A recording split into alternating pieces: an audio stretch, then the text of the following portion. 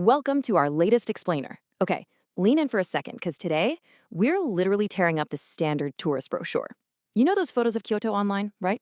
The perfectly serene, completely empty temples and quiet, mysterious bamboo forests. But the reality for most visitors? Yeah, it's a totally different story. I'm going to be your expert guide today, and I promise you an insider's playbook to reveal the authentic, quiet, deeply spiritual Kyoto that's hiding just behind those massive tourist crowds. Okay, let's dive into this. Are you ready to ditch the Kyoto tourist trap? It is time to escape those generic, super crowded itineraries that have kind of just taken over the city. We're going to look at the data, real traveler experiences, and some literal geographical hacks to help you bypass the hordes. So, ready to stop following the herd and start exploring like a true insider? Let's do it. The contrast here is absolutely wild. The tourist reality is unfortunately filled with chaotic, elbow-to-elbow crowds. You're constantly dodging other travelers, and worse, getting stuck in what we can only call tripod jams on every picturesque street corner, like the ones that completely flood the Ninenzaka district during the day.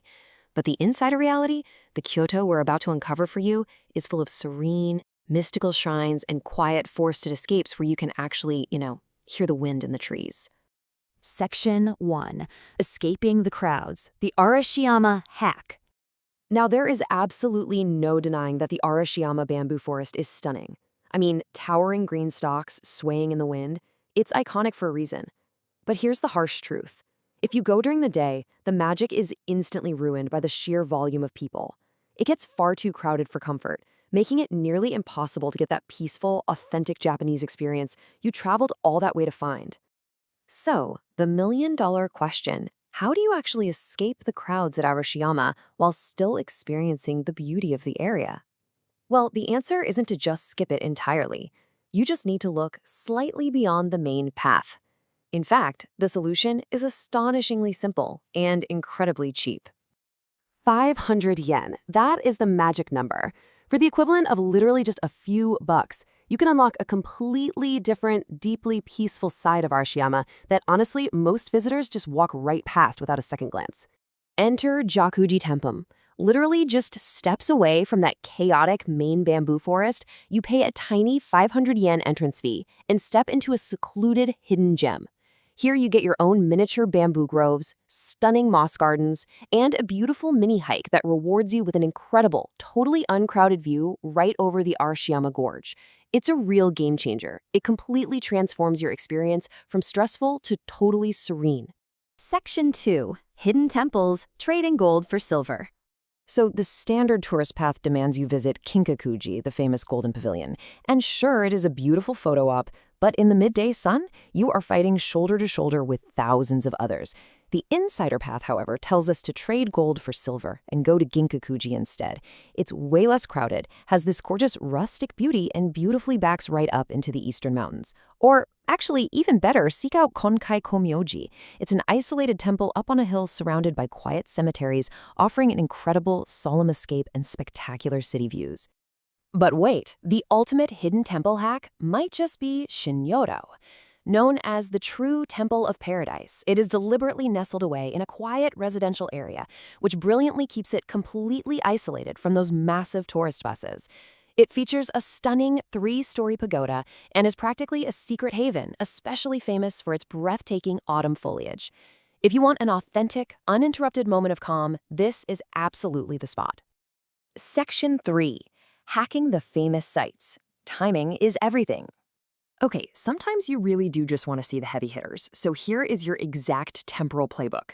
If you want the Arashiyama bamboo forest to yourself, you gotta be there at 6 a.m. For the massive wooden complex of Kiyomizu-dera, brave the crowds at 5 p.m. to catch an unforgettable sunset over the city. And for the historic streets of Ninenzaka, wait until 10 p.m. Once all the day trippers leave and the shops close, you can walk through the district bathed in the warm glow of lit lanterns. It is completely magical. And this timing rule applies perfectly to the iconic Fushimi Inari Shrine. You know, the one with thousands of bright orange gates? The base of the mountain is just packed with daytime tourists. But here's the secret. Fushimi Inari is open 24 hours. The insider move is to push past that crowded base and hike up at night. It transforms into this spooky, serene, and almost completely empty mystical experience, with the gates lightly glowing under the mountain lanterns. No way you'll get that at noon. Section 4, Secrets of Nishiki Market, the pricing hack. Let's pivot to food, because this is a big one. Nishiki Market is a massive, centuries-old food paradise. It's literally a straight line of incredible culinary options. But because it gets so crowded with hungry visitors, tourists almost always get overly excited and overpay at the very first stall they see right at the entrance. To put this into perspective, let's talk about the famous grilled baby octopus skewers. If you buy them right at the market entrance, you might pay a huge premium, like 1,000 yen for a single piece. But if you just have a little patience and walk deeper into the market, you can find the exact same item for 800 yen for 2 pieces, or even 500 yen for 3. You literally save a ton of money just by walking a few extra minutes. So I want you to commit this insider rule to memory before your next food tour. It's a lot cheaper in the middle of Nishiki Market.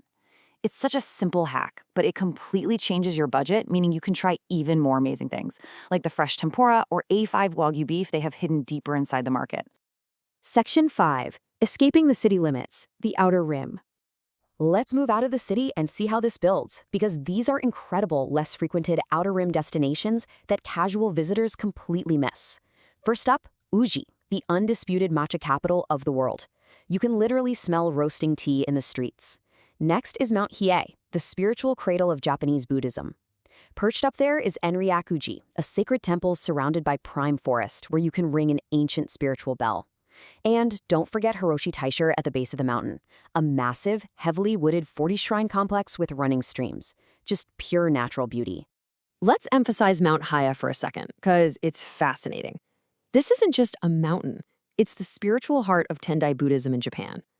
Taking the cable car up not only gives you absolutely incredible panoramic views over the entire Kyoto basin, but you're stepping into a landscape steeped in lore. It's even said to be the home of legendary mountain demons, or Tengu. Talk about the ultimate atmospheric escape into nature and history. So now that you've seen the insider's playbook, I'll leave you with one final question. When you travel to this ancient capital, will you simply follow the herd, fighting for space in the midday sun, or will you apply these secrets, trade gold for silver, embrace the night, and actually seek out the hidden path? The real Kyoto is waiting for you, if you just know where and when to look. Thanks for joining me on this explainer.